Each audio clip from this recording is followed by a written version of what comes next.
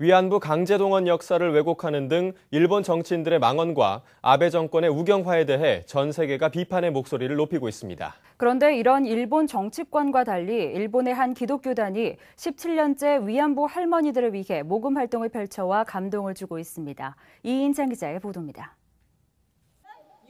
여느 때와 다름없이 열린 주한 일본 대사관 앞 수요 시위에 일본 교회 목회자들과 교인들이 찾았습니다. 김복동 할머니에게 정성을 담은 고운 봉투를 건넨 한 교인은 할머니에게 연신 힘내시라며 감사의 인사를 건넵니다. 할머니는 이들을 꼭 안아줍니다.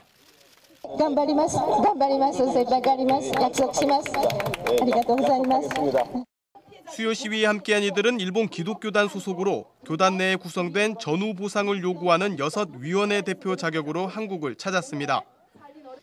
특별히 이번 방문은 일본 기독교단이 1996년부터 17년째 이어온 위안부 할머니들을 위한 모금 운동을 마무리하고 마지막 모금액인 100만 엔, 우리 돈 약 1,300만 원을 전달하는 자리였습니다. そのことが本当に嬉しいでした。拒否されても仕方ないと思ってましたから本当に嬉しいでした。募金を受け入れてくださり本当にありがとうございました。 일본 기독교단은 1967년 2차 세계대전에 대한 일본의 책임을 고백하는 결의문을 채택할 정도로 과거사에 대한 양심의 목소리를 내왔습니다. 이들이 위안부 문제에 관심을 갖게 된 것은 고 김학순 할머니의 증언을 처음 접한 1990년대 초반. 이후 교단 내 6개 위원회는 전국 2천여 교회와 함께 매년 8월 첫째 주를 평화주일로 지키고 이때 들여진 헌금을 지원해왔습니다. 지금까지 후원한 총액은 2,260만 엔, 우리 돈으로 약 2억 6천만 원에 해당합니다. 2006년부터는 한국정신대문제대책협의회가 추진해온 전쟁과 여성인권 박물관 건립을 지원해왔으며 지난해 박물관이 개관하면서 기금이 마무리된 것입니다.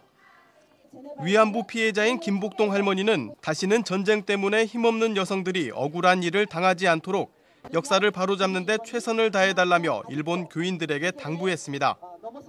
현장에는 일본 기독교단과 교류해온 한국기독교교회협의회의 김용주 총무도 자리를 같이 했습니다. 다시는 전쟁이 없도록